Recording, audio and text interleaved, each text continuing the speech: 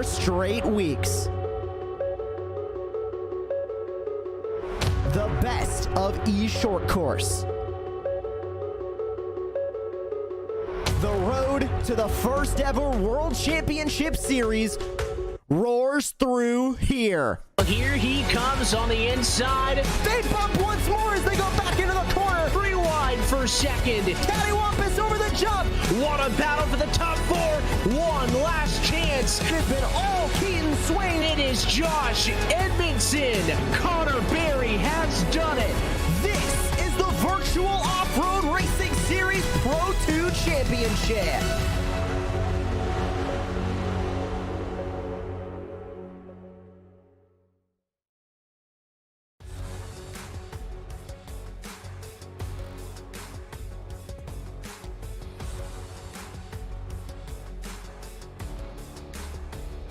Live tonight from iRacing's virtual Crandon International Off-Road Raceway, we say good evening, sim racing fans, and welcome to Championship Night for the 2022 Virtual Off-Road Racing Series Pro 2 Championship. As always, happy that you're spending your Wednesday evening with us on Racecraft TV. We're alongside our producer, Joshua Lee. My name is Evan Pasoko. Happy to welcome you into tonight's coverage, brought to you by our friends at Next Level Racing and Lawrence Equipment. And Josh, through 4 rounds, 3 different major players have emerged in this championship fight, but it was a consequential battle last time out at Wild Horse that sees Keaton Swain primed for his first Vorse title if he can hang on through tonight's 2 feature format. And he has a pretty good gap over the rest of the field. Currently 16 points is the gap between himself and Josh Edmondson. Christopher Plumley and Connor Berry are in a deadlock for that 3rd spot at the tail end of the podium. 26 points back for both of them to Keaton Swain. You go back a little bit further, Zach Knowles, Taylor Vandenbush, 44 points back. Zachary Dropkins, 66 points back. So Keaton Swain has a lot of room to work with and a lot of momentum coming into tonight. But coming into tonight, we had 3 drivers that were in a heated battle for the championship, and it was pretty much just those 3 that were eligible for that championship. Coming into tonight, mathematically, we have a grand total of around 11 drivers who will be in contention for the championship based on points. Now, of course, not all 11 drivers are really going to be fighting for that championship, but still, coming into tonight, if Keaton Swain were to knock out, and if a couple more drivers were to not compete tonight, there'd be drivers outside of the top 5 currently that would have a shot at that championship. Hey, that's the big thing, is just like we saw in the opening week of the year at Bark River, with this 2 feature format, you need to qualify through the heats and the LCQs coming up into the first feature, because that second feature will only consist of trucks that made it to the first one. So it doesn't matter if you're first in the standings, if you're 10th in the standings, the objective is clear. You must qualify for the first feature of the night. Then we'll talk more specifically. Obviously, the big storyline in the last couple of weeks have been the mistakes, Josh. It was the Swain, Edmondson, and Berry battle tied after 2 rounds, but then it was Connor Berry. Struggled at round 3 at Wild West. Finished last in the feature race, 16th position. That took him out of this. Then it was Josh Edmondson last week at round number 4 at Wild Horse. Had a lot of problems, just barely made it into the feature, wrecked a couple of times, and it finished in 11th. You cannot afford those mistakes when you're racing against a guy like Keaton Swain, whose finishes this year have been 1st, 3rd, 2nd, and 2nd. He has not let up. He has not finished off the podium in a feature yet this year, and if he can continue that trend here tonight, he seems destined for this Pro 2 title. I think it also should be said, Evan, that of course alongside the Virtual Off-Road Racing Series for this season is the qualifying for the new World Championship that's coming up. Keaton Swain sits 3rd in those standings as we go into the last weeks of that qualifying series. So he's on a great momentum right now, and I'm interested to see how that is going to translate into tonight's finale, and if we're going to see Keaton Swain be that champion, or if somebody can come from behind and take it away. We're looking forward to seeing how the night gets underway. We are ready to go racing for our first heat race of the afternoon. We take a look at your virtual off-road racing series starting grid. Remember, the land rush start here means that rows will be 10 by 10. So the very inside, Connor Berry, best in single truck qualified, going to be alongside Keaton Swain, Tyson Miller, Christopher Plumley, and Anthony James, the top 5. Lon Franks, Taylor Vandenbush, Daniel H, Mike Budzian, and Terry Miller, your front row. And only 2 drivers will be on that back row. Cameron McKeshik and Kyle Munson are going to be on that very back row as we get ready to go racing. Only a 4-lap heat race here, Evan, but 4 laps at Crandon tend to go by in a flash, especially on this longer layout that we're running tonight, but also provides a lot of high-speed moments and a lot of great passing opportunities for these drivers, especially down into that tree left-hand bend. And that is going to be the big point in this race. Obviously, land rush is going to be a critical spot as well. It's going to be a while till we get to the start, technically, as well, here of heat race number 1. 4 laps, top 6 going to the main event. Green flag in the air, and it is a slow start for your pole sitter, Connor Berry. He falls behind in the run down to turn number 1. Championship leader Keaton Swain going to settle in at about 3rd position, and it is Mike Budzian from 9th who finds an early race lead. What a run on the land rush start for Mike Budzian. Now remember, they're going to come across the start-finish line this time by, but they will still be on this opening lap as Keaton Swain gives a little bit of a tap to Taylor Vandenbush there. It looks like Tyson Miller getting swallowed up through the middle line as it shades of Daytona and Talladega in a pack running right now through the left-hander. They'll come under the Polaris Bridge and take a look at Keaton Swain now losing a spot to Daniel H, who works his way up and into the podium spots here in heat race number 1. So he's in a very good spot early in this one. Field going to try to shuffle itself out. You saw a quick glimpse of the issues with Terry Miller, who did not roll from the grid and went immediately down to the pit lane. He scored in 12th of the 12 trucks in this heat and likely going to be headed to at least one of possible 2 LCQs a little bit later on. You're looking off in the back as they race down the back stretch here at Crandon from turn number 3 to the hairpin in turn 4. One of your best passing opportunities on track tonight. Budzian still leads Vandenbush 2. Here comes Swain up the bottom. The 21 truck looking for more. 3 wide for the race lead. How did Keaton Swain get that much grip on the inside of that corner? He was able to really pitch that truck, get that momentum, get that speed on the exit, and he was 3 wide for the race lead, and he is going to take that race lead as they come over the jump. Now side by side battling for second is Vandenbush and Budzian, but how about Keaton Swain? That is shades of a champion as he goes to the front.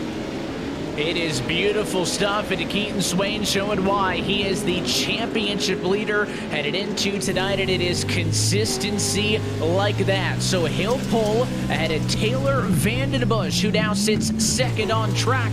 Vandenbush, the 3rd truck up the road there as you're on board with your P4 runner at the moment back there in a side-by-side fight. That's Connor Berry trying to get around Budzian, but both of those trucks are in at the moment. And just wanted to give a call as well, Josh, to what Taylor Vandenbush has quietly done this year, trying to stay in this heat race as that battle for 3rd continues on. Budzian holding on to the 28 truck for a moment, but the 36 wants to get in there. Vandenbush tied for 5th in the championship with Zach Knowles, has a real opportunity to finish top 5 in the points, has an average finish of 8th. That is tied for 4th best in the series and is coming off of a best finish of the year, P5 last week in Wild Horse. And I think that really shows Taylor Vandenbush's staying power in this series. He's been one of the mainstays of virtual off-road racing series and e-short course on in the iRacing service, and now running in 2nd place and very rarely misses out on a feature race. Goes to show that consistency that we're used to seeing from this number 89, but he's gonna have a real challenge now as Connor Berry goes to P3. Christopher Plumley able to get by Mike Budzian as well to move that 524 down into 5th. Christopher Plumley looking for a bit more when it comes to the point standings. He's currently tied for 3rd, trying to take it away from Connor Berry as he now sits in 4th. That's the key. Still into position. That is all that matters. Now, yes, your finishing order in the heat is going to determine your starting position for the feature if you make it through. So there is some incentive to infight in those top four, but it is not the end-all be-all. Looking off at the back of the 89 of Vandenbush. Caught a bit of the K-rail there. Caught a bit of the berm that time. And Connor Berry seeing those mistakes, hounding the 89 truck at a duck under the inside off of turn 3. And again, we run down the back straightaway. White flag going to be on the air at the end of this lap. The advantage is to Connor Berry down low. He is clear. Going to well overshoot the corner though, and Vandenbush crosses back over in a great attempt to get back at him. As they fight for this second spot, Barry is going to use that momentum off that corner to take the lead down the straightaway. Vandenbush tries to come back, but as they fight up here, Mike Budzian is now at the tail end of these transfer spots. He sits in 6th. Daniel Aish, another one of these drivers who is running up towards the front on that opening lap, has fallen back to 7th. Budzian takes a little bit of a tap to that brick wall, and here comes Daniel Aish down to the bottom, gives Budzian a shot, but that's going to move the 524 from all the way up in second place at one point. Evan now down to P8 as Lon Franks goes to the inside of Daniel Aish. He wants that transfer spot now. We have a heated battle for 6th. And there is a lot of drivers battling for the coveted number 6 position right now. Three-way fight up and onto the K-rail, nearly up and over there was Mike Budzian, who has really struggled after taking the lead on the Land Rush start. He is now out of this race. Frank still out of a transfer spot. Daniel Ace, the man with the target on his back. Hairpin turn 3. Long run down that back straightaway coming up, with the momentum in favor of the 33 machine. And Lon Frank's going to need to pull something out of his hat if he's going to make this happen. And up front, it's all Keaton Swain looking for this heat race win. Daniel Aish doing an amazing job to hold off now the charging Lon Franks and the charging Mike Budzian. You can add Tyson Miller into that group as well. This is the closest fight that we've had for a transfer spot all season long here in the Virtual Off-Road Racing Series. How badly do they want it? And they make contact, and off track goes Daniel Aish. Off track goes Lon Franks. Tyson Miller is going to take that transfer spot away. Can Budzian make a last-minute effort to try and take away 6th as Plumley passes Vandenbush for 3rd? Keaton Swain is looking for the checkered flag here in Heat Race 1. Keaton Swain up front, going to go through the final right-hand corner in turn number 8. Checkered flag, he'll win it to move on. Barry's through, Plumley to the line, 3rd atop Vandenbush. James is in, and with that contact on the last lap, Tyson Miller fills the hole, and the number 90 truck is going to the main event. What a drama-filled final lap we saw there of heat race number 1. You gotta feel for Budzian and Aish. They were going for it, and Lon Franks as well. They were going for it. They both were fighting for the same amount of real estate, and unfortunately that led to the contact and hard incident there into that Red Bull overhang. But Swain, Barry, Vandenbush, Plumley, James, and Miller are moving on. And it looked like a little bit of a dirty move there, but the contact wasn't a lot to take those last 2 trucks out of it, so the drivers headed home. Budsy and Aish, Franks, Munson, Miller, and Begeshik, they are all going to have to deal with the LCQ a little bit later on. Heat race number 2 already lined up. We take a look at your starting grid. Josh Edmondson on pole for this one. As the green flag waves, we're racing for heat race 2. Edmondson, top of your screen. The red, silver, and black 58 truck does a much better job than what we saw out of your pole sitter in heat race 1. Barry, he's got a 1 to 2 truck length advantage through the first corner. Second spot shuffles out to Dashlet. Knowles in 3rd, and a spinner behind. Zachary Drapkin tumbles off of the circuit.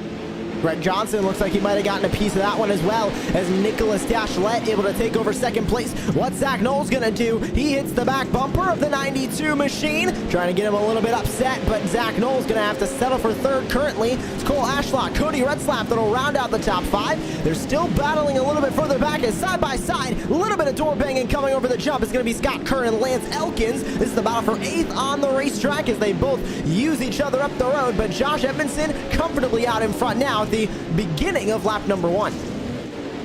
In the beginning of lap number 1 as this thing officially gets underway, and it looks like almost job well done already for that 58 truck of Edmondson, who is well ahead of a feisty battle. That Dashlet leads from second position on back. We talked about the craziness off of the first land rush start. There was the flip sideways, way out of control in his own right. Looked that 56 truck and led to the issues, obviously, for Drapkin, who falls way down. He's in 10th. You mentioned Johnson with some problem as well. Johnson in 11th, but you can see there definitely a touch from that 50 machine. So the two trucks that got together find themselves in the last two positions in the running order, and looks like they'll be headed to an LCQ as Edmondson on cruise already 2 seconds ahead of P2, but behind all of that, quite a fight for the final transfer spot. Cody Retzlaff has got it at the moment, but for how long? He is well under fire. Drapkin's there,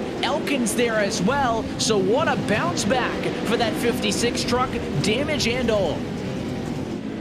And Drapkin now on the door, knocking for that transfer spot into the feature. He gets to the inside of Cody Retzlaff, and he's going to turn him. Retzlaff gets turned and up and over onto his side after contact with, I believe that was Lance Elkins. And that was Trenton Briley actually giving that contact. But Zachary Drapkin, a bit of an aggressive move there, Evan, but he is now into the top 6 in that Red Line Oil number 56 machine.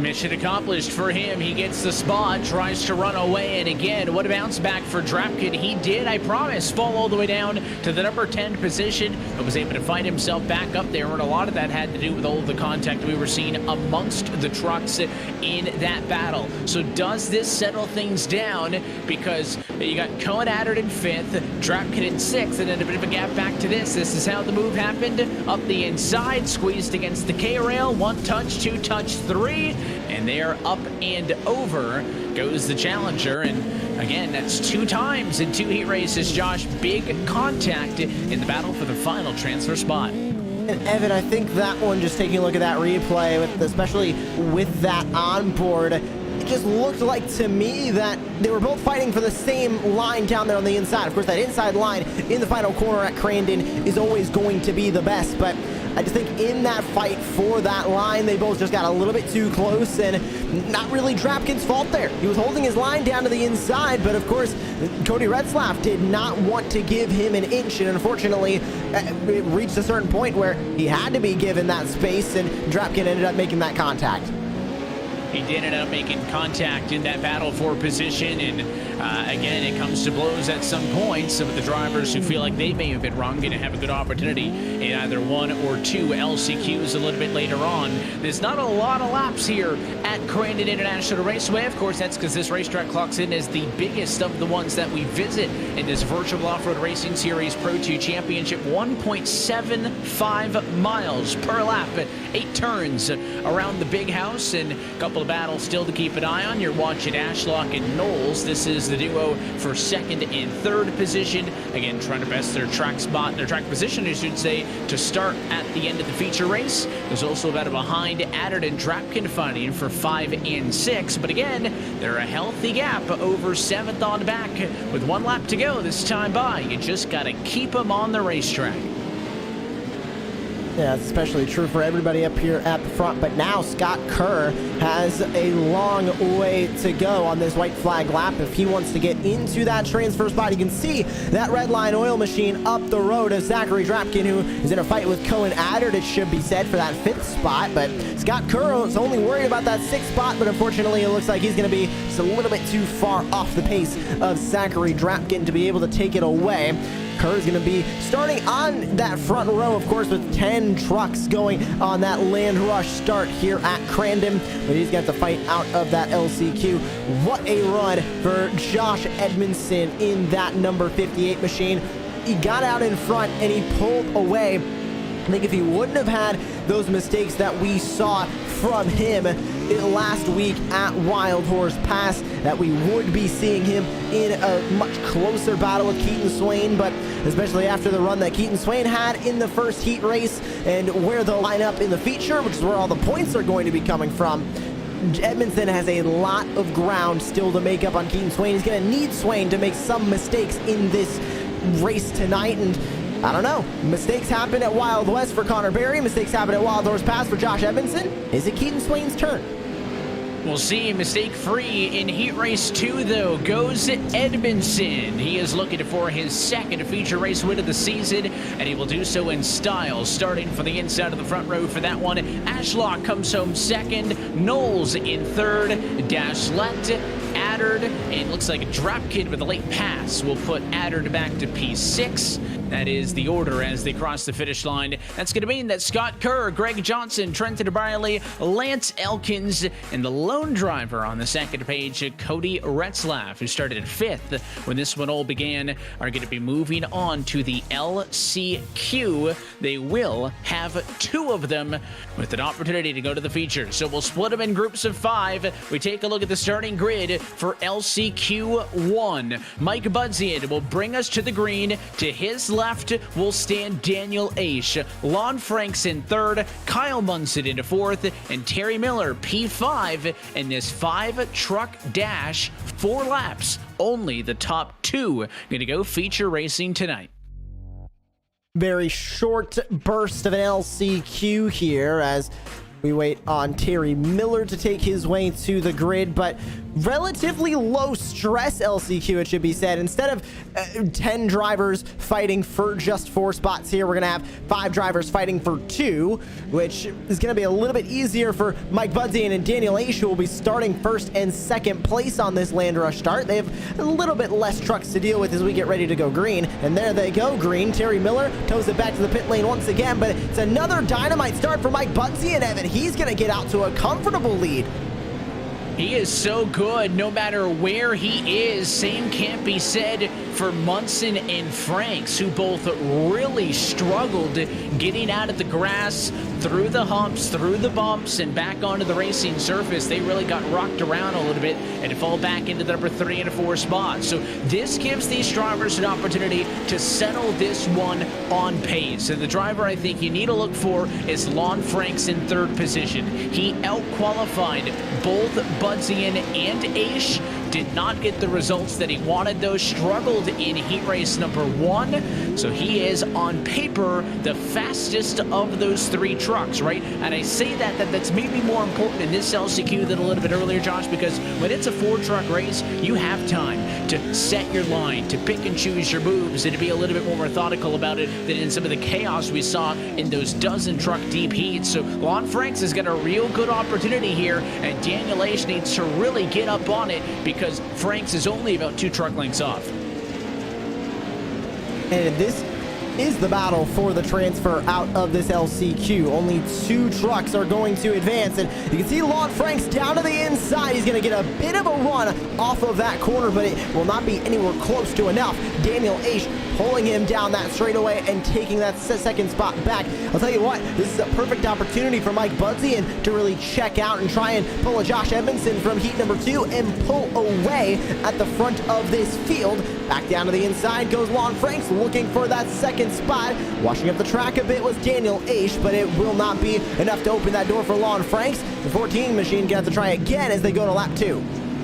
Feels inevitable here as he goes down on the inside for the left-hander in turn number 1, and he's going to get a great position there to take that spot away. They touch, though. Aish going to get shook loose, and through is Franks, the right-hander, turn number 8, and now Lon Franks is into a transfer spot in second spot. Now the question is, what is the ceiling for him?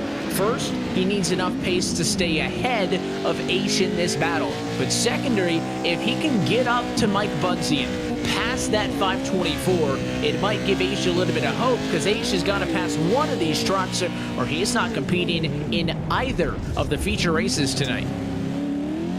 And that is a great point, Evan, because this will be the finale race, of course, for the championship, and is the second of these 2 feature format events that we have had. Of course, if you remember back to Bark River, we had all the drivers qualify through a first qualifying session, then go through the heats in LCQ, then the first feature, then the second feature after another qualifying session. Now, that qualifying session will feature the same exact 16 drivers that qualified in from that first event, or for that first feature race, and then, of course, going through the rest of the field, and they qualify again for that second feature race. So this is very, very important, because not only will we miss out on 1 feature, we'll miss out on 2, which is 2 opportunities at some final points for this season. No points in the heats, no points in the LCQ, no points in qualifying.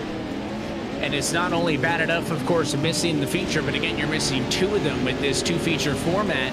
That's literally a third of the races on the season. We're talking a lot about the championship. We're going to be talking a lot about top 3, top 5, but really throughout the field, you really can't afford to be anywhere that you're going to be happy with if you fail to meet a significant portion of the feature races in a single season. So we'll see if any of these drivers can bounce back and get into it. But I'll tell you what, I'll give credit to Daniel Aish here.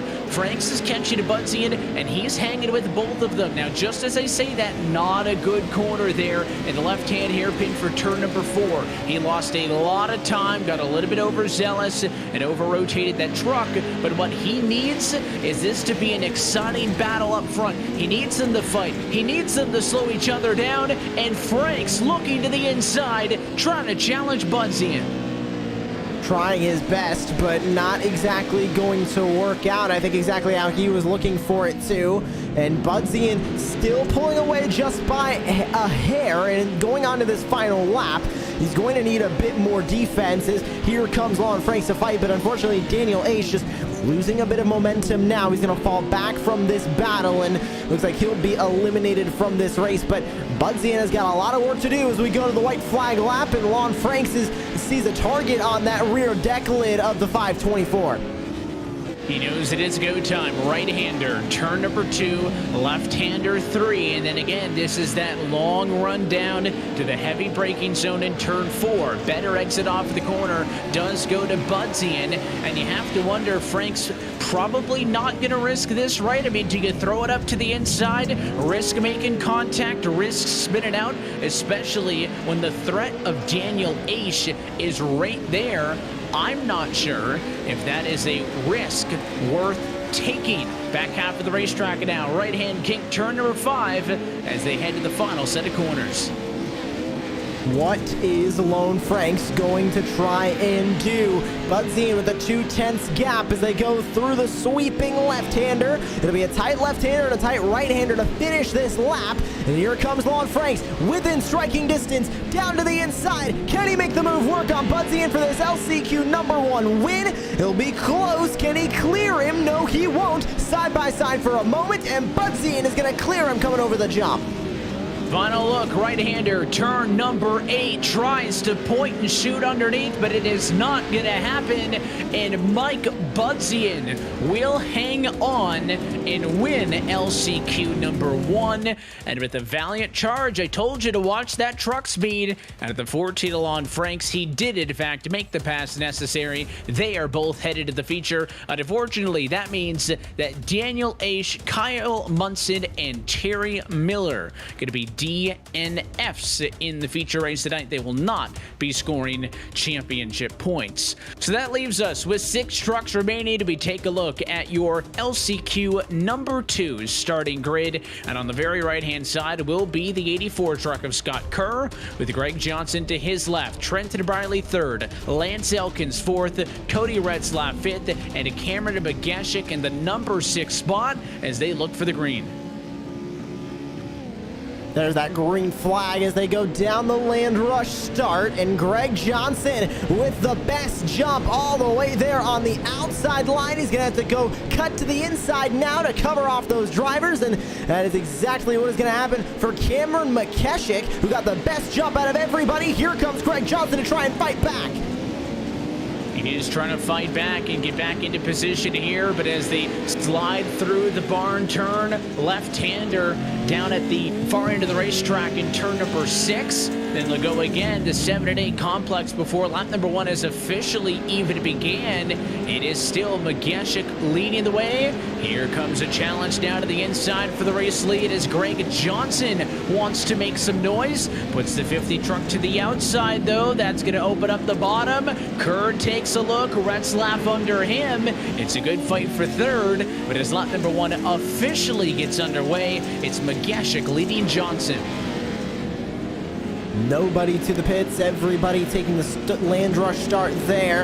And now to the inside of Greg Johnson, trying to go Scott Kerr, but you can see he tapped the brakes a little bit too hard, lost a ton of momentum in that Pro 2 truck. These trucks thrive on that momentum, especially with only 2 wheels pushing these trucks along. Scott Kerr losing a bit of that momentum, and you can see that just happened to Cody Retzlaff as well. He went for the move on Scott Kerr, but basically had a dead stop on the apex of that corner and could not make it work on the Canadian. Cameron Mageshik and Greg Johnson pulling away with the top 2 spots here in LCQ2. Scott Kerr, Cody Retzlaff, first 2 outside of the transfers. And trying to get in through those top 2 transfer positions in a battle for the race lead may help because Johnson again trying long way around on Cameron Mageshik. Down to the left-hand corner as they get to the far end of the lap for turn number 7. Slide job. What a drive. Mageshik stays in front. But I tell you what, Greg Johnson not wanting to give up. There's a mistake, though. Swings to the outside. Coming to the end of lap number 1. And Scott Kerr can smell blood in the water. Here comes the 84. What is Kerr willing to do to get this transfer spot? Remember, we still have 3 laps left to go here in LCQ race number 2. And what's Cody Retzlaff going to do? He's sitting basically watching this happen in front of him. We know how aggressive Cody Retzlaff can get in these Pro 2 trucks. What is he looking to do to get into these top 2 spots? We're only taking 2 drivers to the feature race with us out of this LCQ. And there's about 4 drivers that are in the fight, but a big mistake from Retzlaff is going to ruin his momentum as he now has to reset from scratch in P4. Yeah, he is going to find himself battling outside of where he would like to be. Again, all of these drivers had to bounce back from a bit of adversity, but Cody Retzlaff certainly somebody that surprises me because he started his heat race in a transfer spot, got caught up in a wreck. He has the speed you would think to get the job done, but right now he and Kerr may be fighting with each other more than up front, and a door slam there as it was a huge swing of the bat. Retzlaff into Kerr, and all it does is hurt both of those trucks. How is this going to affect this battle for the transfer? Because now, look at this, Evan. They're battling for third. This is not the transfer spot. The 2 drivers that are within those transfer spots are having their own battle for this LCQ race win. So now Scott Kerr and Cody Retzlaff, either they're going to continue fighting between themselves or they're going to get back to the single file that they had just a few moments ago and try and catch back up to these leaders, because now the gap is more than a second between Kerr and Johnson as Greg Johnson and Cameron Mageshik continue to fight for this LCQ win. Johnson goes for the slider side by side for the moment, but the momentum for Mageshik is going to hold him to the top spot.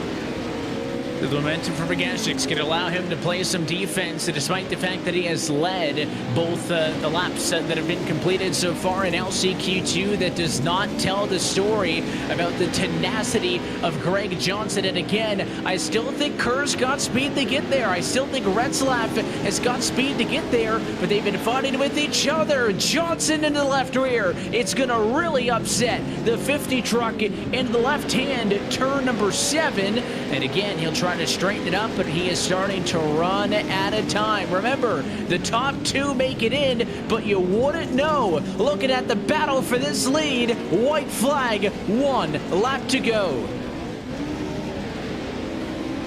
Now, of course, up here at the front in these top 2, they are not fighting for a transfer spot. They're fighting for a grid spot in the feature race.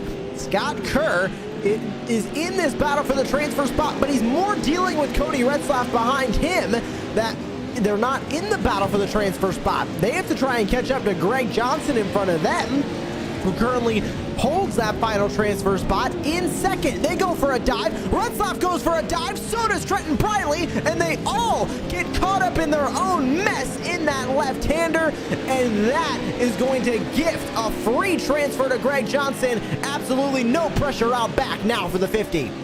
I'll tell you what, it was a matter of time with how aggressive they were driving.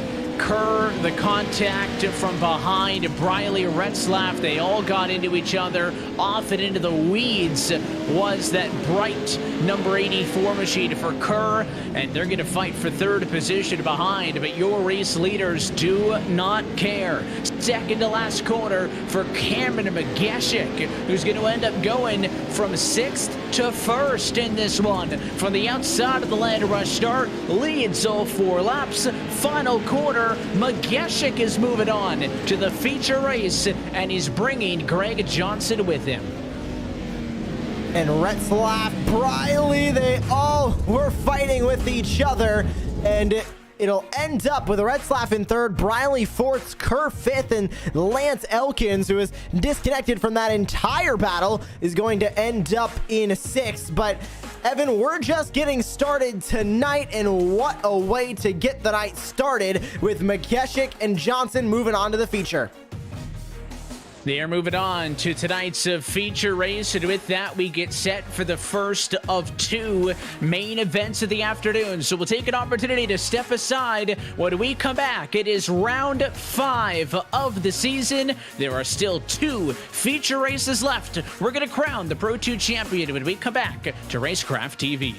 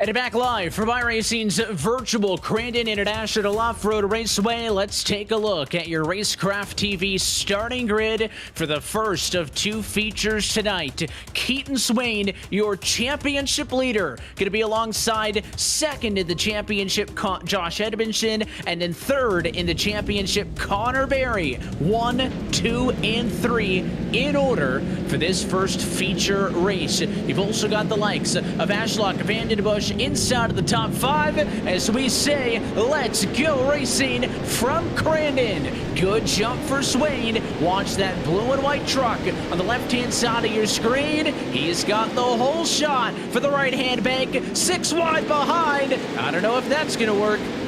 They're going to try and make it work as they go over the first couple of jumps and into this sweeping left-hander. Look at Josh Edmondson. He's stuck in the middle of the action as Ashlock gets turned. The 4 machines around. That's going to turn Edmondson. That turns Connor Berry. That turns about 6 drivers who now all gather their Pro 2 trucks back up. But Keaton Swain is well off into the race lead, and his 2 closest championship contenders, Josh Edmondson and Connor Berry, now at the back of this feature race 1 field.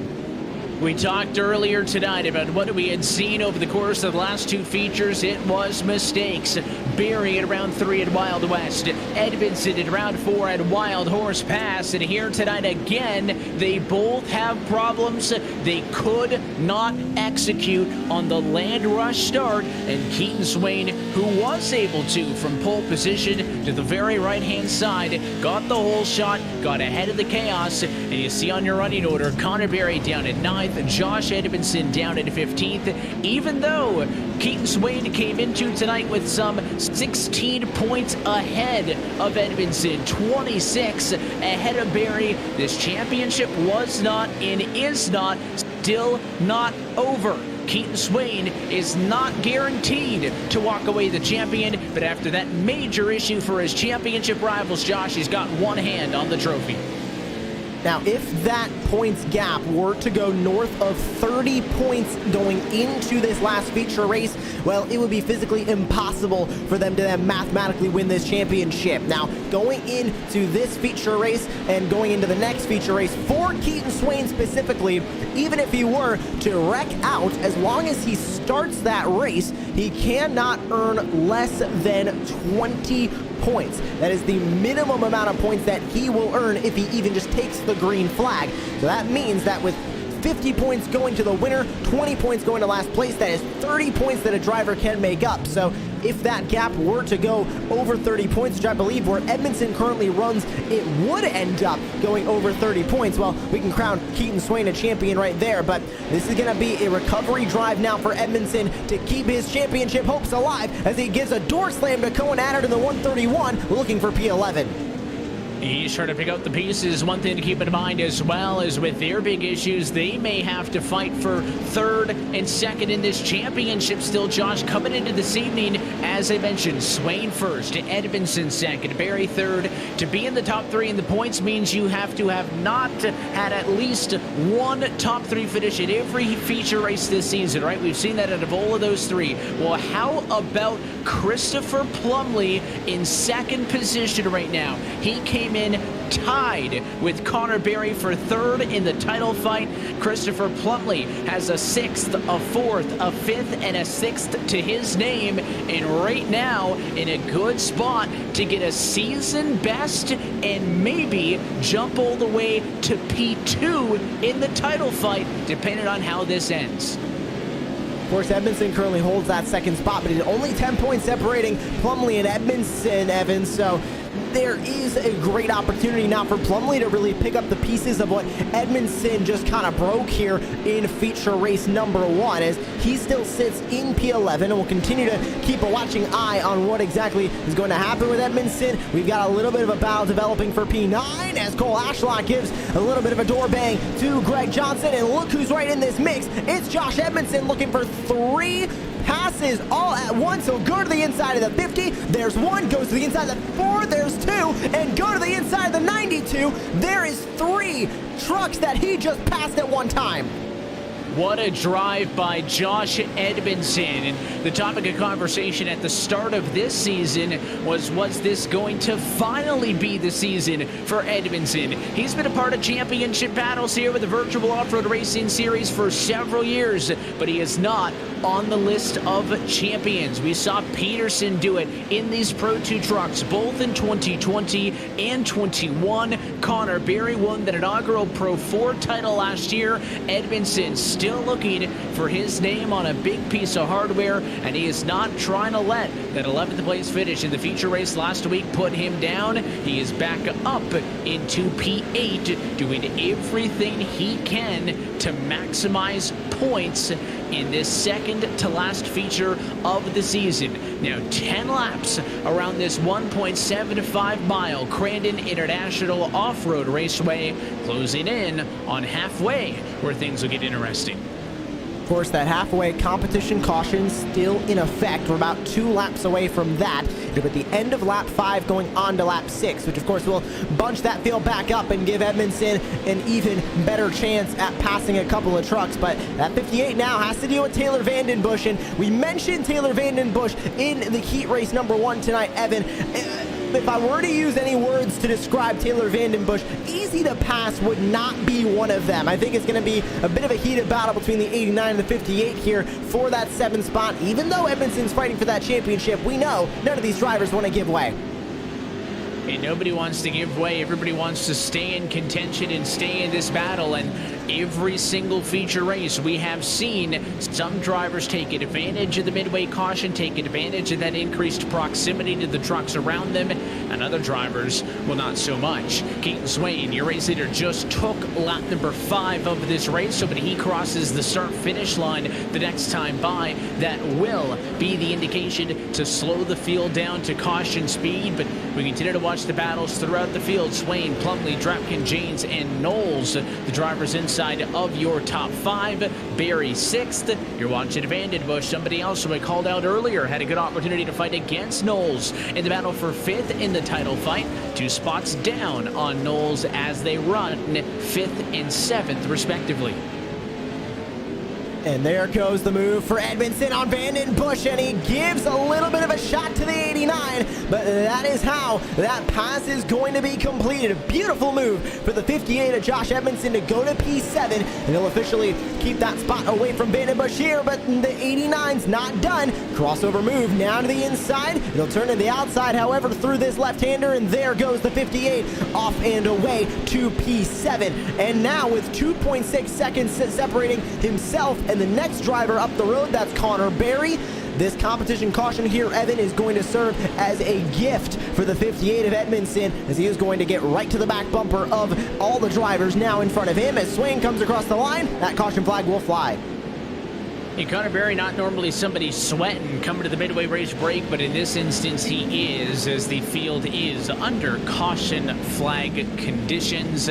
Halfway through feature race 5 of this Pro 2 title fight. So Swain, Plumley, Drapkin, Janes, and Knowles, your top 5. Barry, Edmondson, Vandenbush, Johnson, and Ashlock, your top 10. Then you have Dashlet, Franks, Addard, Mageshik, and Budzian through your top 15. Tyson Miller at the rear of the field scored in 16th position. But I'll tell you what, we're halfway through a feature at Crandon, Josh. Every single truck still in this race.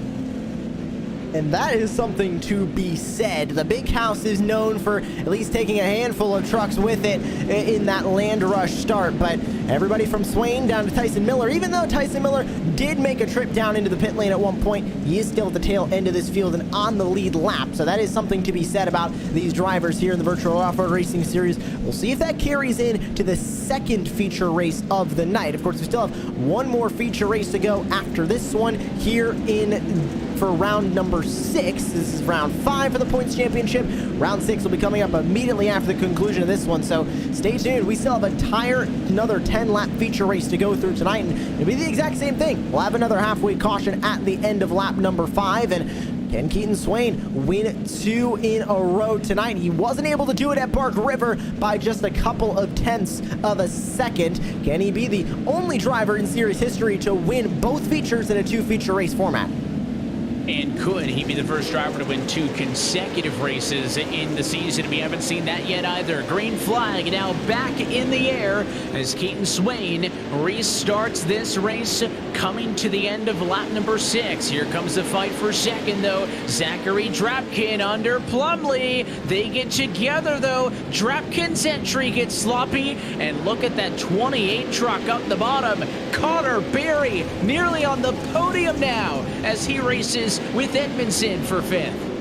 Where did Anthony Janes come from? How about that 217 to the inside? He moves his way up to 4th. Connor Berry back in a fight with Edmondson here. This is not for the championship like it was back in the Pro 4 championship here at Crandon, but Connor Berry will keep that 5th spot away. Edmondson to 6th. Here comes Zach Knowles to try and fight with his new Jim Beaver Esports teammate. He wants to continue to fight with his teammate and obviously keep this one clean to the end, but that all kicked off with a bit of a rocky start for Zach Drapkin after he got into Plumley. Everybody got all kinds of out of shape, and look at that, Connor Berry into the door at Drapkin, Edmondson there. So these drivers may still fight for a top 3 spot as a couple of trucks around in the rear. Budsian has spun, Adder has spun, and I saw at least one more truck out of control towards the rear. Nobody ends up and over, but again, that tricky left-hand hairpin turn 4 continues to catch some drivers out. Janes now contact with Edmondson, and a big hit for the 58 truck who went up and over. He is off and in the field next to the racetrack. He's going to straighten this one out, and talk about 2 no good, very bad weeks for Josh Edmondson. Watch what happened. There's Anthony Janes, and there's the contact, and up and over he goes one time and into the fence as well. Luckily, he was able to reverse out of that fence and did not get stuck in it, but like you mentioned, Evan, just such unfortunate 2 weeks for the 58 of Edmondson, and that just took him out of that championship fight. And Keaton Swain, now all he's got to do is be consistent and hope that Christopher Plumley doesn't get too many points back on him. But as long as Swain finishes in front of Plumley, this is going to be a relatively easy walk-off championship for the 21 and the first of his virtual off-road racing series career. Still have one more feature race to go, but the championship celebrations might already be starting. Yeah, they may already be warming up the confetti cannons and freezing the champagne and putting it on ice, because this thing is almost done. And just think, if we rewind back to a week and a half ago, after Wild West, Josh Edmondson is coming off of a race win. He's leading this championship. Who would have thought that there was a realistic chance that 2 weeks later, he wouldn't even be top 3 in the title fight? That is a very, very likely possibility, because Edmondson is running down in a 15th position. He is not going to get a lot of points out of that exchange. Meanwhile, Plumley P2 trying to get the 48-point haul, but that is only at the spare of Connor Berry. The 28 truck is all over him, and what an impressive bounce back for Berry, who again, minus that one blemish 2 weeks ago at Wild West, has also been very good. Josh seemingly wrecked out of this race early. Now he's on the 3rd step of the podium, and he can taste silver. He wants that 2nd spot, and we know Connor Berry is aggressive, but he's going to race as clean as he possibly can, and he gets that momentum to the inside of the 36, tries to give him a little bit of a nudge, a little bit of a shove to move him out of the way. Couldn't do it there. White flag this time by, and Zachary Drapkin is now staring down a podium spot. We know that 56, especially after the struggles that he's endured tonight, it wants to get a podium, even if it's only in the first feature race of the evening. Still, full points are on the board, and for Zachary Drapkin, who is also looking at a possibility of a top 5 finish in the points championship, he wants those extra positions on the racetrack. Back to the inside of Plumley goes Berry. Can't do it that time. Unable to get there that time, but he's going to have a couple of good looks. This racetrack offers ample passing opportunities. You talk about all of the hairpins, really 2 and 3, maybe the only trickiest spot on track where they're coming up to now. But the white flag is in the air. 1 lap to go in round 5 of this Pro 2 title fight. Right here's where it's tricky, right? Left-hander 1, right-hander 2, left-hander 3. It's a really rhythm-based part of the racetrack. Right here, you can get underneath somebody if they didn't get through it clean. But now we're going to be talking about hard braking zones, wide open entries. Plumley playing defense. Connor Berry, you have to think, is going to want to race this one out clean. Swain 2.6 seconds up the road, and Connor Berry follows Plumley into the corner, hoping the 36 slips up. He doesn't, but he's still right there. Beautiful run for Plumlee to hold off Connor Berry through that sweeping turn. Can Berry get that second spot? It's only going to be an extra 2 points, but that's going to serve important because as of just a couple of laps ago, it was Plumlee and Edmondson tied with Connor Berry losing about 8 points to the back of Christopher Plumlee's total. He's trying to get above Plumlee as they came into this race tied. They're side by side into the second to last corner as Swain's up the road looking for the checkered flag. Berry gets a little bit loose to the inside of Plumlee.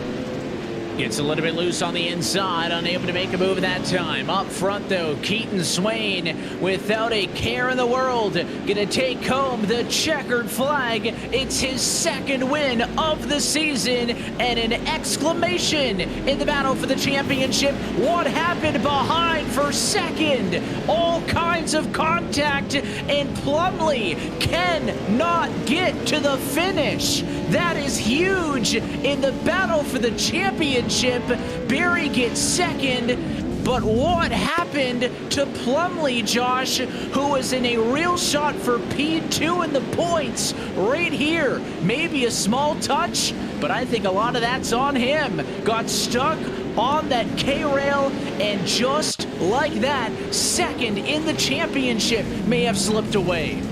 That was a huge mistake for Christopher Plumlee. He got just a little bit too loose coming through that final corner, and that is ultimately what did him in. And it's so unfortunate now. Plumlee fell all the way to dead last. A P16 finish for Plumlee at the end of this one. An incredible chain of events here means that Keaton Swain takes home the checkered flag. He scores 50 points. Connor Berry comes home second. He will net 48, and I believe that means that we're probably looking at about a 28-point gap or so in the battle for the championship, so this is not done yet. You take a look at your finishing results. Swain, Berry, Drapkin on the podium for round 5. And Edmondson with that other mistake, that flipping incident that we saw, puts him down into P12 at the end of this one. And Lon Frank's P11, Cameron McGesh, Cohen Adder, Mike Budsey, and there you can see Christopher Plumlee, who ends up P16 at the end of this race. Unfortunate for him, but as just how that race ended up finishing, and what a feature race we saw. That's only the first one of the night. We've got one more to go, and that one's going to be just even more interesting, especially considering, Evan, still full points are on the table. This is not 2 half-point features. These are 2 full points paying rounds. And who would have thought how crazy this race would have shook out? Knowles and Vandenbush finished back-to-back 4th and 5th position. That means that they will be only 2 points apart, as that battle for wherever they shake out in the championship is going to continue into the second half of this dual feature night. And again, we're only halfway there. We mentioned off at the top of the night, Josh, the key was you needed to qualify for this one if you wanted to race in both of the feature races here tonight. So as we take this same group of 16 to the second one thing is important, and that is they'll have to requalify for starting position. And that is going to prove very, very interesting to how this is going to end up, especially considering they cannot rely on heats. They cannot rely on LCQs. This is all going to be on these drivers to lay down another hot lap, which for a couple of drivers can be rather challenging. But I think out of anybody this season, we've seen that Keaton Swain can also lay down a hot lap, and he can race. And as we get a little bit of a look at the updated points, 28 points is that gap between Swain and Berry, Evan, but only 30 points will be on the board with 16 drivers taking the green flag here in this one. So Connor Berry needs to hope Keaton Swain wrecks out, finishes P16, and we see another Connor Berry top of the podium finish. That is his only option to battle for this championship, but again, just enough for to the very last race of the season. The mistakes continue to define this championship. We'll take an opportunity to step aside when we come back. The final feature race of the season. You're watching Racecraft TV's coverage of the virtual off-road racing series Pro 2 Championship.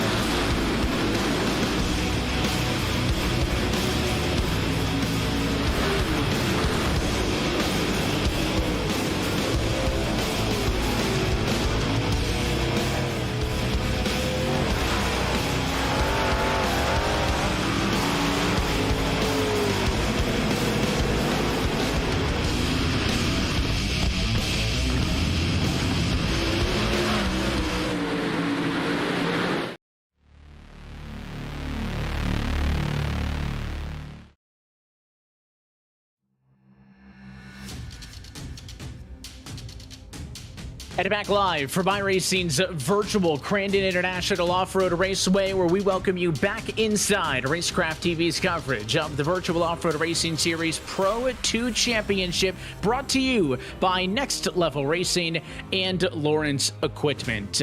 Round number 5 just wrapped up. We get into the second half of tonight's 2-moto, 2-feature format. Welcoming you back into the booth alongside Joshua Lee, myself, Evan Pasoko, and Josh. We just saw Keaton Swain join Connor Berry in the 2-time Winners Club. He is on the brink of capturing this title, 28 points up with 30, the possible split as we head into one last feature for the year. Drivers are re-qualifying now in a single truck qualifying session, so the starting orders will be different from what we just saw.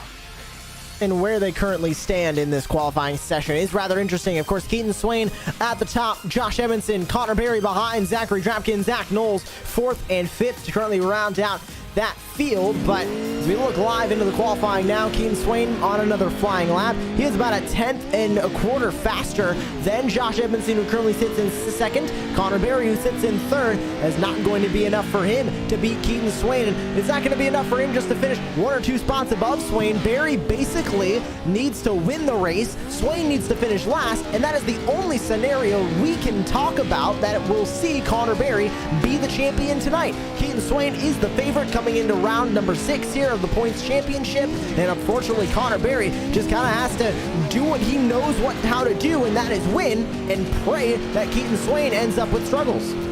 It's a double-edged sword. All Connor Berry can do is win, because he needs to win no matter what happens to Keaton Swain if he wants an opportunity to win the championship. And then once he handles that, then it is up to the racing gods on if Keaton Swain will blunder. Remember, we have talked about the mistakes so far this year. They have defined the championship. They also may have defined the battle for those other steps on the podium of the title fight, because Christopher Plumley was likely going to be 2nd or 3rd in the points in the final turn of that first feature race. Instead, he got hung up on the concrete barrier, finished dead last, and fell down to 6th in the championship. So mistakes have defined this from the top of the title fight to the bottom of the title fight, and the only driver, knock on wood, who has not made a mistake is Keaton Swain. Josh, 1st, 3rd, 2nd, and 1st. He has finished on the podium in every single feature race so far. A performance definitely worthy of a championship. And all he needs to do is just do what he typically does, which is be consistent, stay at the front, and he is looking at basically a guaranteed championship. But it's not going to be all easy for him. Of course, these drivers are going to make it as challenging for him as they possibly can. And we're ready to get started, Evan. Let's take a look at that starting grid. Take a look at your starting grid, and it is Keaton Swain, fastest of them all. Going to be on the very right-hand side, and much like we saw in the first feature, Edmondson 2nd, Berry 3rd. Your top 3 in the championship coming into tonight, sitting in those first 3 spots. Then you got Drapkin, Knowles, and Miller, the top 6. Plumley, Ashlock, Vandenbush, and Janes, your 10-truck front row. And that second row consists of 6 trucks, starting with Nicholas Dashlet, Lon Franks in there as well, Mike Budzian, Cohen Addard, Cameron McGeshik, Terry Miller, and Greg Johnson. Now, Terry Miller, not originally supposed to be in this feature race. He has been disqualified, and we are ready to go. Let's go racing for the final time this season from Crandon. Another good jump for Swain up the middle. Couple of bobbles in the midfield. The 56 truck is struggling back there of Drapkin, but through at the front of the field. How about Tyson Miller? We got problems. Berry barrel rolls into the outfield. Janes goes up and over. More mistakes on lap 1, and Keaton Swain to the inside for the race lead. With Barry now towing it back to the pit lane, that is going to basically confirm this championship for Keaton Swain if it wasn't already confirmed enough. Josh Edmondson to second. He's going to try and fight with Keaton Swain. No championship on the line now for Edmondson. This is all just for that confidence as Knowles goes to the inside of Tyson Miller, makes a bit of contact with that inside wall. But you mentioned it, Evan. What a opening lap there, and huge problems as they went over that jump. We'll see if we can grab a replay of what all happened there. It was a lot of contact and a couple of flips as well. Looked like Talladega on the run through those first couple of corners off of the land rush start. It was sloppy from the run from 5 to 6. Let's watch it again, and you can see the advantage early up through the middle. That was Miller, but right here, as it funnels into 5, they get a little bit too wide, and right there, it was Barry. I don't know if it was on his own, Josh, but caught a tire, got up in the air, and you just saw behind Connor Barry go flying. Right there, there's the mistake in front of Barry. He lands on the truck, barrel rolls completely out of the racetrack, and that is 3 straight weeks where Connor Barry has involved in a lap 1 wreck in the feature. And so unfortunate for Connor Barry. That was completely out of his control, but we've got a battle for the race lead now here, Evan, as Keaton Swain tries to close the door on Edmondson. The 58 just kicked it back open, and to the inside goes Edmondson. He will grab that lead away from Swain. Now the 21 gonna have to regather himself as we go on to the official lap number 2 now. Tyson Miller in third. He got a perfect start on the land rush. He's sitting edge of the podium fighting with Zach Knowles. And trying to get into a position there to get up and against Knowles for that final step at the podium, but Miller hanging on for the moment, who had a really good job. P6 on the grid, not an advantageous place to be, middle of the front row, but was able to poke his nose out there and is in a pretty good spot. Also up the road, Keaton Swain had seemingly taken the race lead in this one, but now Josh Edmondson powering through as well. Edmondson ahead of Swain for the number 1 spot. It's Swain in 2, Miller 3. You've also got Knowles and Ashlock, the drivers inside of the top 5, and apparently some sort of an issue back in traffic. Nicholas Dashlet got run through in an aggressive battle. I believe he's not happy with the 92 truck back there. So a couple of fireworks down in traffic. Greg Johnson and him coming to words. There's a look at the 92 truck, getting a little bit out of shape. That's why the 92 with Dashlet is back there in the first place. And then here's the slide up the inside. That was a bit of an aggressive move. He went for it, and unfortunately, it looks like making contact with the 69 of Mageshik and the 50 of Greg Johnson, and not going to be quite a popular driver down there in the back of the field. But as we go to lap 3, the battle for the lead is still on, and Swain needs to be careful here. Now, where Barry currently is, of course, 19 seconds off of this lead, not likely he's going to work his way back up and be a contender for this race win, but of course we know anything is possible, so all Swain needs to do is just hold his position. Doesn't matter where he finishes in this race, as long as he finishes in the top 15 and Barry doesn't win, he is the champion of this season, the Pro 2 Championship. So where he is in second is the absolute perfect place he needs to be, but with all these drivers and how competitive they are, I know he wants that race lead, but he needs to make sure he doesn't take himself out in the process. And there's 2 big storylines happening in the battle for the race win. One is, can Keaton Swain capitalize this championship with a 3rd win?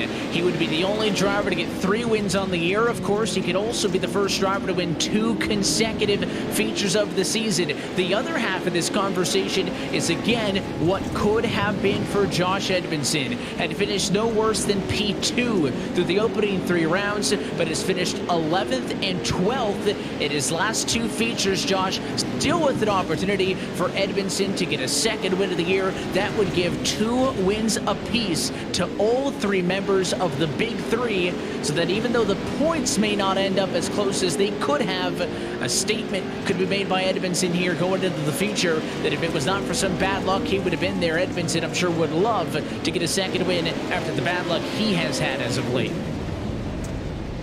You can see a bit of a lockup there for the 58 as he goes into that corner. Contact again with the 21 of Keaton Swain, but he'll hold that top spot currently. How about that scrap for third that we haven't really seen much of since the opening lap, but Tyson Miller has pulled away a little bit in that 90 truck. The 099 sits fourth. Cole Ashlock sitting in fifth currently, and Zachary Drapkin sitting in sixth. Looking for another top 5 spot tonight here in this feature race. Christopher Plumley now scored P16 at the back of the field. We saw him make a mistake at the end of the last feature race, and it looks like he might have made another mistake out here on the track. I know he was way down in the order. Not sure where that mistake happened, but for Christopher Plumley, 16th place is definitely not where he wants to be, and there was another mistake, a little bit of a tap to that inside K-rail. So this battling is going to continue up front, bottom of the field, midfield, and throughout as we look back to live pictures of the battle with Edmondson and Swain. They are 2.7 seconds ahead. Of course, is worth noting that this race is not done yet because that midway yellow going to happen when Josh Edmondson completes the end of this lap. Of course, Connor Berry still needs a gift from above, but is still in this race at 14th and in position to somehow maybe still take home the checkered flag. But I'm enjoying this fight. Swain and Edmondson all over each other for the race win. Miller and Knowles putting on a good scrap. You see them on the horizon there, third and fourth position. So great battling throughout, but that huge wreck really split up a lot of those top guns.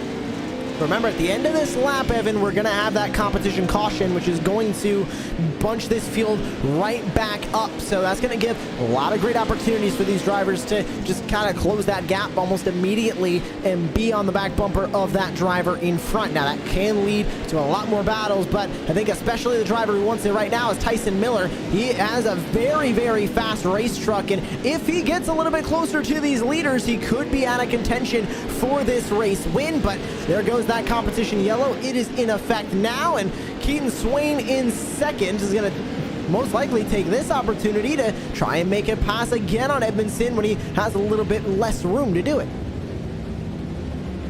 And now this opens the door for a Miller as well, for a Knowles, right? They're going to be much closer to the party.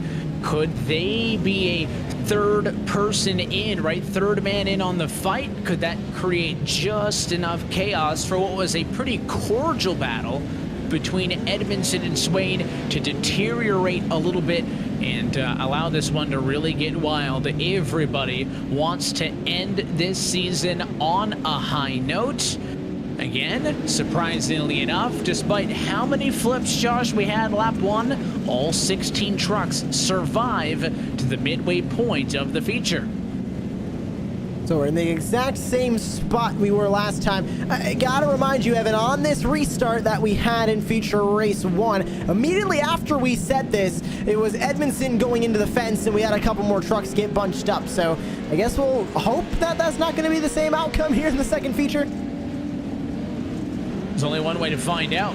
Just waiting on Christopher Plumley to join the field. And as we get to the right-hand kink down this back part of the racetrack in turn 5, Josh Edmondson from the front will be allowed to restart this race when he so chooses. So Swain on the bumper. Miller watching on from third, right foot at the ready, just waiting on Edmondson to get us back underway. Even trying to push him to it. Now as we get down to 6, green flag back in the air. Coming to 4 laps to go in the season, Edmondson gets a good jump.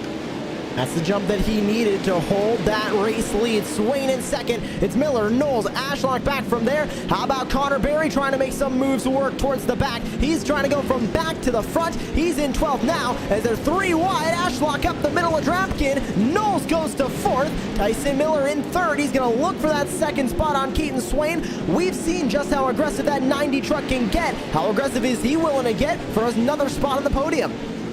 And how much do you want it? How bad do you want it? It's an equal share of points as you go down the running order. 50 for the win, 48 for second, 46 for third, 44 for fourth. There's no big points jump for a podium, but everybody wants to say that they took a step on it in this 2022 Pro 2 Championship. Miller pretty comfortable right now, about 4 truck lengths ahead. Look how wide that time through. Edmondson and Swain navigated turn 4. They were both almost up and against the wall on the very outside of the racetrack. Miller, though, comfortable in third for the moment. Knowles watching on as it is him in fourth, Drapkin in fifth. A lot of clustering middle of the field, but up front, Josh Edmondson has been perfect so far. He's led all 6 laps. Can he hang on?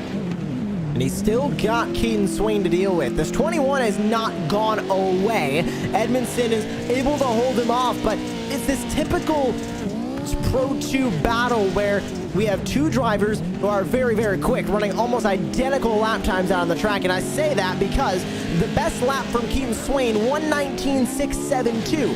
Best lap for Josh Edmondson, 1:19.677. 0.05 of a second separating these two when it comes to their fastest laps on the track. They're both so equal in speed that this gap just kind of gets to about 0.3, maybe goes down to 2, maybe goes up to 4, but it mainly stays around 0.3, and Swain can't do anything about it. He can't get closer. He cannot make that move work because they're just so equal in pace that if you send it in for a dive, that you know they're going to get that run. It looks like they might have made contact there, Evan. They did on the inside. Keaton Swain cut off the exit line for Josh Edmondson. They took a swipe at one another, and all of a sudden, Tyson Miller in third doesn't look like he's all that far behind.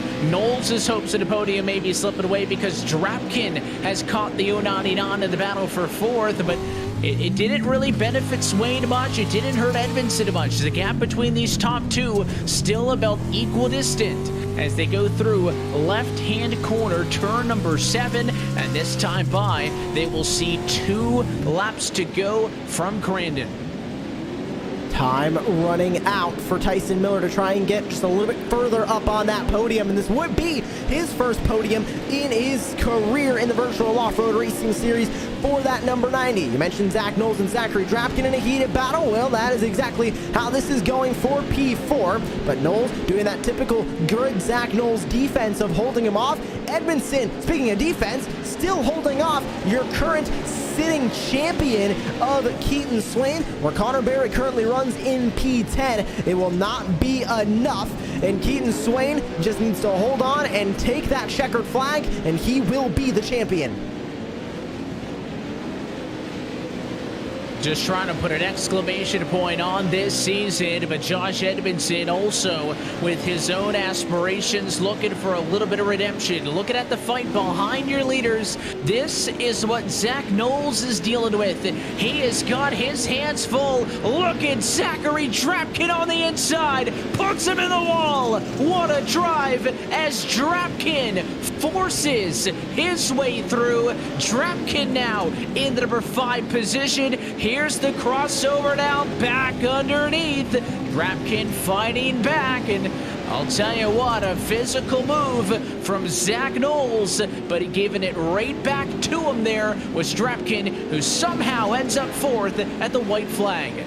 Cole Ashlock in this battle as well. That's the number 4 red, white, and blue machine, keeping himself in the conversation here for fourth. But at the front, Edmondson leads, half-second gap over Keaton Swain, and just going over this season, Edmondson with a win at Wild West. He'll have 2 wins. Barry with 2 wins. Swain with 2 wins. The big 3 all splitting the races, all 6 points paying rounds absolutely equally. And unfortunately, with the mistakes Edmondson had last week, the mistakes Connor Berry had at Wild West, they are not in the conversation for a championship, but all of them spreading this win count pretty much equally is something to say about the level of competition we have in the Virtual Off-Road Racing Series. And Edmondson looking to cruise for a second feature race win, and Swain's looking to cruise to be a first-time champion.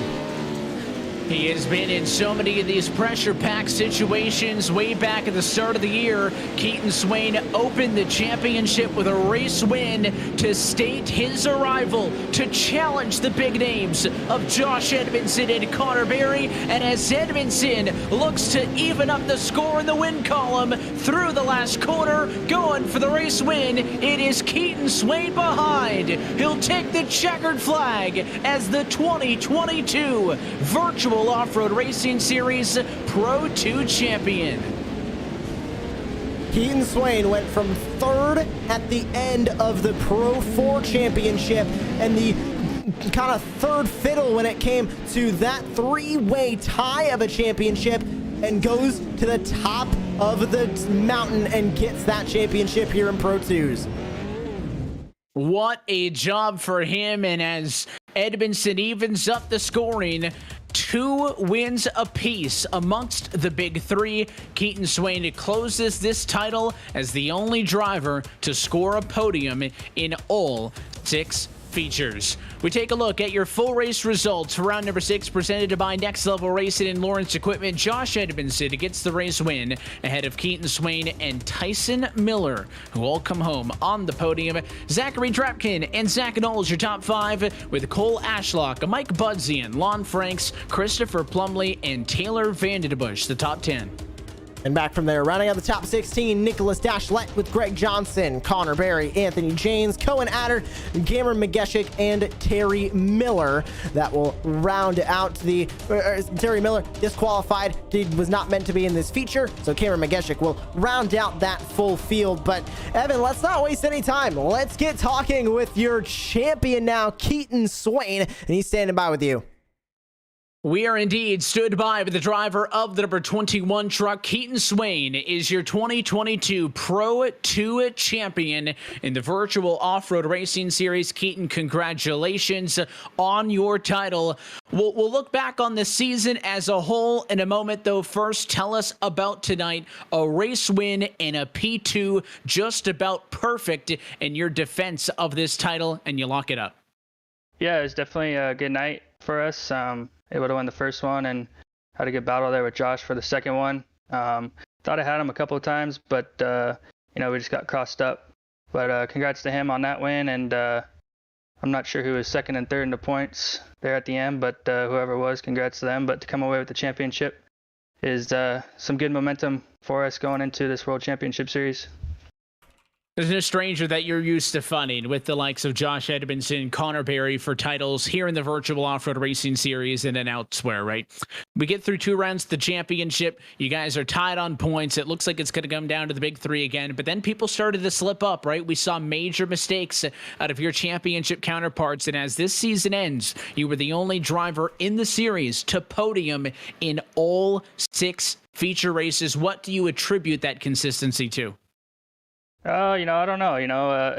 There's some good luck that finally fell my way. Obviously, would have been real close between Josh and Connor and myself, but consistency wins championships, and that's what we were able to do, put on the box every round. So, I don't know what attributes that, but whatever it was, hopefully I can keep it rolling. And as you move on from this, you join the likes of other VORS champions in Connor Berry and Cameron Peterson, some of the biggest names in East Short course. And as this series comes to an end, you reference that World Championship coming up soon on the iRacing service. What's the outlook for you and the team? How committed are you guys to trying to turn a Virtual Off-Road Racing Series championship into an iRacing World Championship? Yeah, definitely. We're going to put both feet forward here to try and chase that. Obviously, it's going to be pretty tough. There's a lot of heavy hitters. So I think the biggest thing over on that side and the Pro 4 side is just going to be trying to keep the rubber side down. There's going to be a lot of fast guys. So obviously qualifying is going to be a big part to keep the truck up front. But, I think everyone on our team's up for the challenge, and we're looking forward to it. And we're looking forward to watching you and everybody else on that journey, Keaton. But tonight from Crandon as a feature race winner in rounds 1 and 5, and as the champion of this series this year, who do you want to say hi to? I just got to thank everyone who helps me out at Appliance Parts Company, Factory Sim Sport. Sim Coach Pedals, ZK Designs, everyone that helps out Josh's league, and you guys for doing the broadcast. Well, tell you what, we appreciate you and everybody else being a part of the show here on Wednesday nights, giving me and Josh a lot of really exciting action to talk about. Keaton, it's been a treat. I appreciate you sticking around and talking to us again as well. Congratulations on the championship. Thank you. Appreciate it. That's your champ for 2022 with the Pro 2's Keaton Swain with his first virtual off-road racing series title. We'll actually go up the podium to Joshua Lee, who has stood by with tonight's race winner from round number 6 at Crandon, Josh Edmondson. And winner, of course, of that second feature race. But Josh, it was not all sunshine and rainbows for that first race of the night. Talk about the struggles there, and then that leading into just sort of a dominating performance there in the second feature race of the night. Yeah, struggled a little bit in qualifying, I guess, to not get the pull is big there, because as you saw from the heat race, I was able to get away clean, and wish I would have had that. I spun my tires on the first start, the first main event, and that's just my fault. Get stuck in the pack there, and then anything can happen. Obviously, fell down to last, and then crawled my way back up to fifth at the comp caution. Was actually really happy with that, and then I got caught up in another accident. So that was a bummer, but we kind of knew we were already out of the points anyway. I was just trying to win the race, so making that happen in this second main event was awesome. Definitely happy to end the season on a win. Not where we wanted to be, but still pretty good. And talk about that season. Obviously, you started at Bark River, pretty good performance, just sitting on the podium there for both of those races. In second, you turn that second into a win at Wild West, and then Wild Horse Pass. We saw all the struggles there from you in that feature race.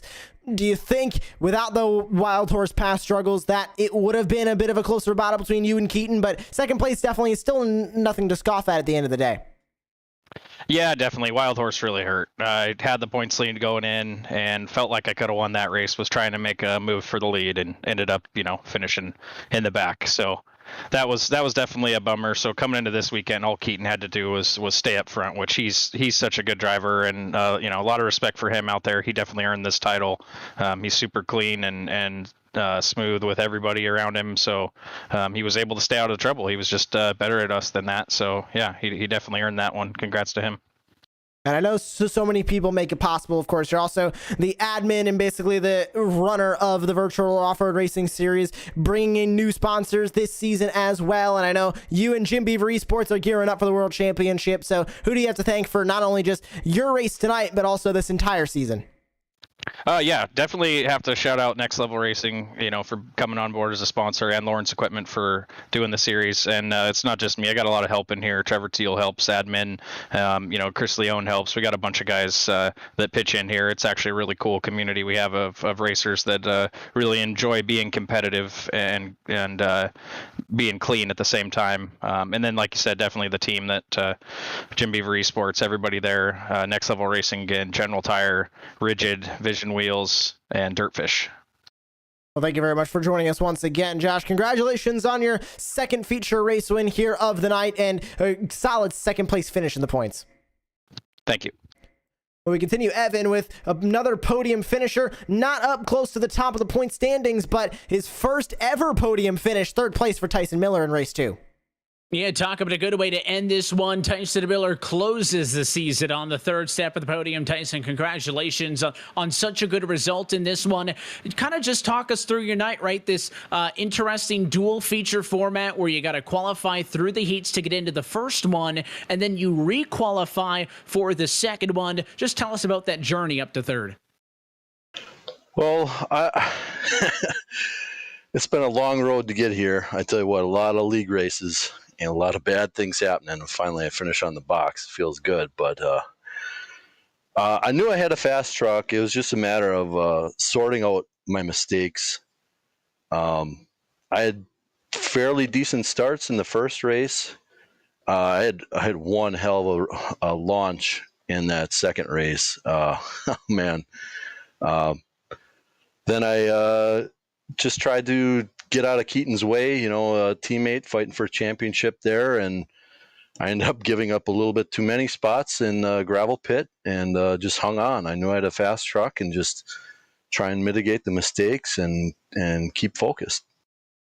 It's funny, we talk about the land rush here, right? P6 on the grid for this last feature. Anywhere else that puts you on row 3, right? Maybe a tricky spot to work from. So there's certainly the chance of being able to get away with the whole shot like you did. But I'll be honest, in every other heat feature, LCQ we saw, the people who started in the middle kind of got sandwiched when things funneled up into turn number 5. You were able to get that huge jump out to the lead and then hang on for third. What was it about Crandon in specific that allowed everything to come together for you to get your best result of the year? I mean, in general, I'm pretty good at Crandon. Got some pretty decent setups. I've run tons of laps. A lot of the guys that run with me know that I definitely put in the work here. But yeah, I don't know. In general, I'm either hit the land rush super good, or I just kind of mid-pack it, and just try and stay out of the mess. But I was actually really surprised. Like, I was expecting like P1 and 2 to be on my inside, and there was no one. I was just in front of everyone by a lot, and it was just really surprising. Being able to race in this championship, against guys like Connor, like Josh, like everybody else into position for this championship, and that you're racing with up front. How does that continue to push you to hone in and get better at each short course, and what's coming up next for you in the 90 team? Well, I'm hoping this gets the monkey off my back. I've had some pretty good trucks, especially in Pro 2. Just some lap 1 mistakes or just get caught up in something. Wild West, I really thought I had a chance at finishing, on a podium spot. Turns out lap 1 and turn 2, I get spun around and had to fight through LCQ. And some of the Bark Rivers, like my kryptonite, I just can't do it. But Wild Horse, I thought I had something decent there, but it just didn't perform. Crandon, I knew it was kind of do or die. Kind of sick of finishing, in the back or mid-pack, having to fight my way up and get caught up in a mess. So like I said, I'm just hoping this gets the monkey off my back, and start producing like I know I can. And we look forward to seeing how you can carry this momentum into the rest of the iRacing calendar year. Tyson, as we let you go, sponsors, shout-outs, all those good folks. Who do you want to say hi to? Well, yeah, first and foremost, thank Factory Sim Sport. We're definitely stick together, good team. Keaton, he's one hell of a driver. Plum, he's always up there. Christy, she's really fast in Pro 4. I'm trying to work on Pro 4 myself, but yeah, pretty much Factory Sim Sport. Josh, for putting the league on, and you guys for doing the broadcast. Well, we appreciate you sticking around post-race to give us some insight from behind the wheel, Tyson. Again, congratulations on the P3. Best of luck going forward. I hope we chat soon. All right. Thank you, guys. That is your third place finisher here tonight from round 6 at Crandon International Raceway. A big thanks to Josh Edmondson, Keaton Swain, and Tyson Miller for their time, Joshua. And just like that, another championship with the Virtual Off-Road Racing Series has come and gone, and a new name joins the list of prior champions. Cameron Peterson, Connor Berry, and now Keaton Swain take home the hardware with those top finishes on the year. And of course, all of them on the podium here. And we would like to get just a couple of thoughts from third place finisher in the points tonight, Connor Berry. And Connor, real quick, just not the season you were looking for, especially with the Wild West incidents. But at the end of the day, third place in the point standings, just basically right back where you were in the top podium of the season from where you were in the Pro 4 Championship. I know it's got to feel good, especially going into the World Championship. Yeah, this season was definitely tough. Our speed was there, just not the luck. But I'm glad that we were able to rebound after a Wild West and get a win at Wild Horse. So that was good to have it. And tonight was just tough. The first one, I bombed the start, and I was glad I could come back to P2. which actually put me back to P2 in points. I'm like, good. I just need to be smart and smooth.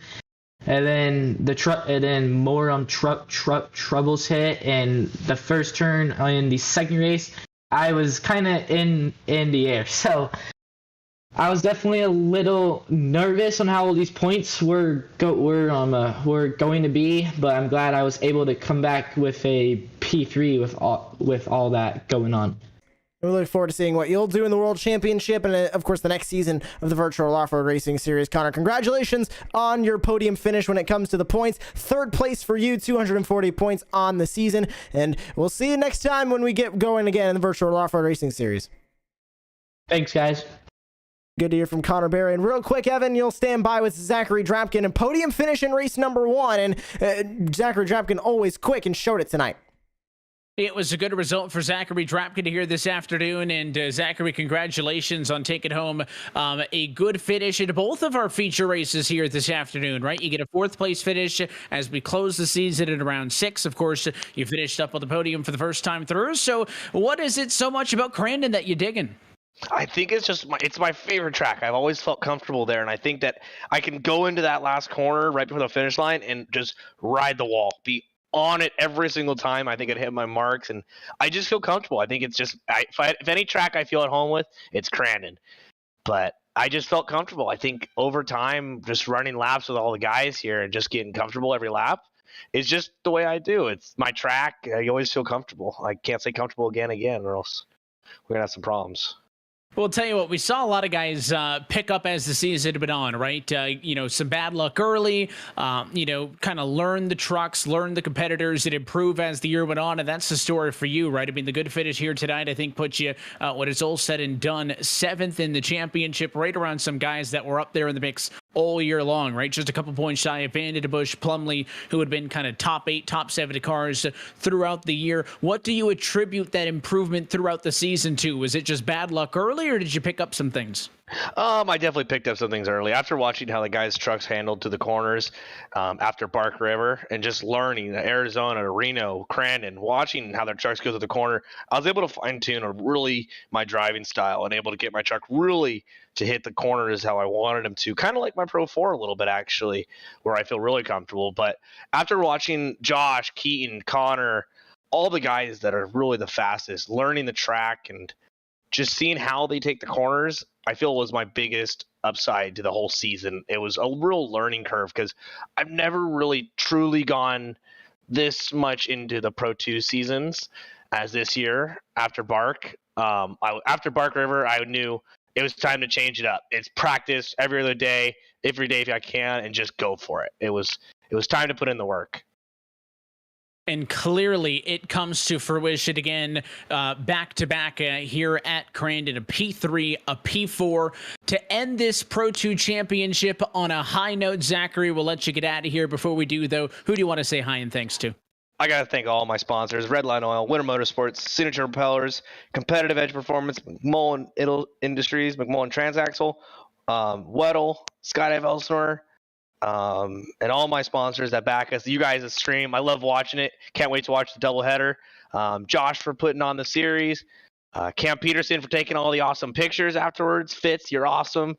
And really just all you guys. I'm so excited to come back here next year and just put on some battles. Tonight was certainly one to look back on for sure. Zach, thanks for sticking around and chatting again. Congratulations on a good end of the year. Thanks, guys. That is your 3rd place finisher at round 5, your 4th place finisher in round 6.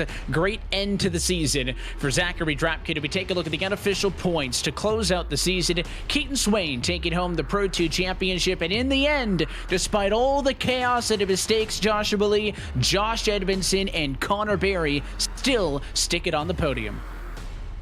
And how about Zach Knowles finishing in P4? A great performance from the Canadian there in 4th. Taylor Vandenbush ends up 5th, and unfortunately, we saw the issues for Christopher Plumley tonight. He ends up in 6th, but Drapkin, Janes, Ashlock, and Franks rounding out the top 10. How about some new names down there in 8th and 10th? Anthony Janes and Lon Franks getting top 10 finishes in their first go of it here at Vors.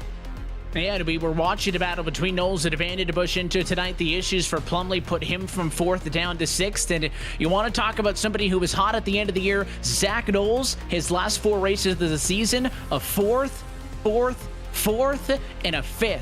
He's finishing just as good as anybody else in the series when it came down to it all. But the everlasting story, as was set beside Josh, is going to be that breakthrough for Keaton Swain. Went up against the other 2/3 of the big 3, broke through a podium in every single feature en route to the title. And that is exactly what Keaton Swain needed this season. I've been mentioning it in that tie going into the final round of the Pro 4 Championship. He ended up finishing 3rd out of Barry Edmondson and himself. He now completely flips the script. It went Barry, Edmondson, Swain in the Pro 4s, Swain, Edmondson, Barry here in the Pro 2s. Keaton Swain is showing that he is one contender for the World Championship. And as one chapter closes, we look forward for you to join us next time. But until then, that is it for us here tonight and this season from Crandon, Wisconsin. So on behalf of our entire team at Racecraft TV, for the Virtual Off-Road Racing Series admin team, for everything Josh Edmondson does behind the scenes, and for our sponsors at Next Level Racing and Lawrence Equipment, want to thank you for tuning in on behalf of our broadcast team of Joshua Lee downstairs producing, and alongside myself, Evan Pasoko. We step aside and say congratulations to Keaton Swain, the 2022 Virtual Off-Road Racing Series Pro 2 champion.